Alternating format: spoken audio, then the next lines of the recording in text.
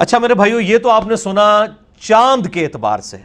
اب سورج کے پوائنٹ آف ویو سے جو قرآن حکیم میں آیت نازل ہوئی ہے وہ ہے سورہ بنی اسرائیل کی آیت نمبر 78 کہ ہماری نماز کی جو ٹائمنگز ہیں وہ سورج کے اوپر ڈیپینڈنٹ ہیں.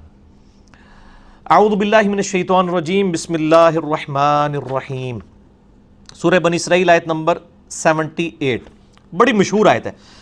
اقم الصلاۃ لدلوک الشمس الی غسق اللیل، نماز کو قائم رکھو سورج ڈھلنے سے لے کر رات ہونے تک.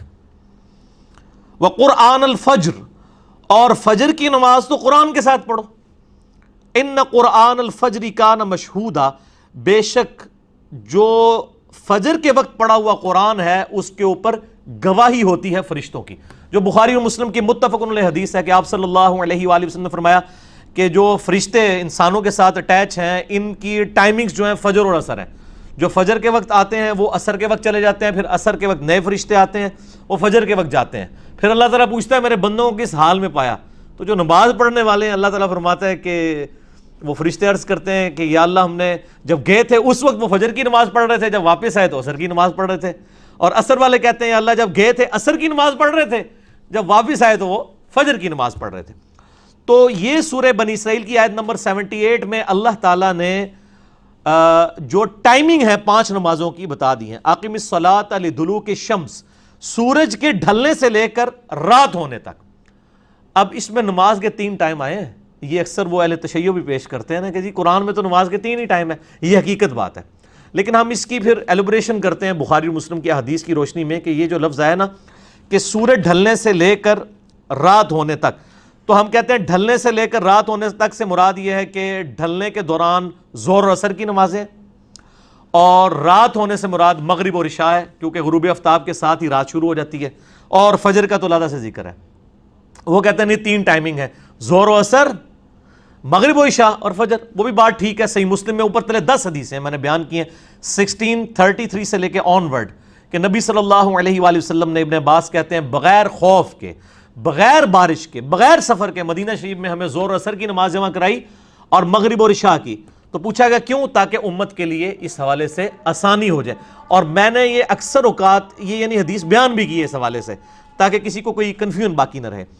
تو یہاں پہ یعنی 3 نمازوں کے ٹائم ہو گئے، ظہر و عصر کا ایک ٹائم، مغرب اور عشاء کا اور فجر کا. پھر بیچ میں ڈویژن جو ہے وہ احادیث میں آئی، اور وہ ہمارے اہل تشیع بھائی بھی کہتے ہیں کہ جی الگ وقت میں پڑھنا افضل ہے. ظہر عصر کو جمع کرنا جواز ہے، ہم بھی کہتے ہیں جواز ہے، افضل یہ ہے کہ الگ پڑھا جائے. تو یہ نماز کی ٹائمنگ جو ہے سورج کے اعتبار سے اللہ تعالیٰ نے مینشن کر دی. پرانے زمانے میں لوگ دھوپ گھڑی بنایا کرتے تھے، مثال کے طور پہ بال پوائنٹ ہے، اس کو آپ زمین میں بالکل سیدھا گاڑ دیں تو سورج کی اورینٹیشن کے دوران اس کا سایہ جو ہے وہ اپنے ٹریک میں سب سے کم جو ہوتا ہے نا اس کو ہم سایہ اصلی کہتے ہیں. گرمیوں میں تو تقریباً وہ 0 ہی ہو جاتا ہے، اس کو کہتے ہیں سایہ اصلی سایہ. اور سردیوں میں وہ بڑا ہوتا ہے کیونکہ سردیوں میں سورج جو ہے وہ آلموسٹ مشرق سے مغرب جاتے ہوئے افق کی طرف جھک کے جاتا ہے. گرمیوں میں بالکل اوپر سے جاتا ہے اس لیے چھوٹا سایہ ہوتا ہے. تو وہ جو سایہ اصلی ہے نا، جیسے ہی سایہ اصلی آئے اور وہ کراس ہو جائے اس کو ہم کہتے ہیں زوال آفتاب. یعنی سورج جو ہے صبح جو طلوع ہوا اس سے لے کر غروب تک یہ جو پورا ٹریک ہے اس کے سینٹر کو جسٹ کراس کر گیا.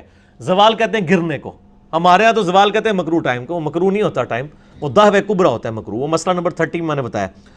تو جیسے ہی وہ کراس کرتا ہے تو وہ زور کا وقت داخل ہو جاتا ہے. پھر جب اس کا سایہ اس کے اپنے اوریجنل سایہ کے برابر، جیسے یعنی اس کا یہ سایہ خود اتنا ہوگا پلس سایہ اصلی ہو تو وہ عصر کا وقت داخل ہو جاتا ہے ٹل پھر غروب آفتاب تک. اور پھر مغرب کا وقت جو ہے وہ شفق یعنی وہ سرخی غائب ہونے تک رہتا ہے. اور پھر فجر کا وقت پو پھوٹنے کے وقت ہوتا ہے جو صبح صادق ہوتی ہے. یہ ساری کی ساری چیزیں سورج کے ساتھ چل رہی ہوتی ہیں. تو پرانے زمانے میں لوگوں نے دھوپ گھڑیاں بنائی ہوئی تھیں. اب تو ہمارے پاس مسلم پرو ہے، باقی سافٹ ویئرز ہیں، ان کے ذریعے بڑی آسانی کے ساتھ ٹائمنگ کیلکولیٹ کی جا سکتی ہے.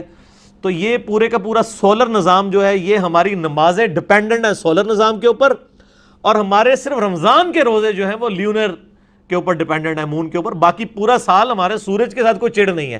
لہٰذا سولر ایئر ہو، عیسوی ہو، سن عیسوی ہو یا سن ہجری ہو، یہ دونوں کے دونوں اللہ کے ہیں.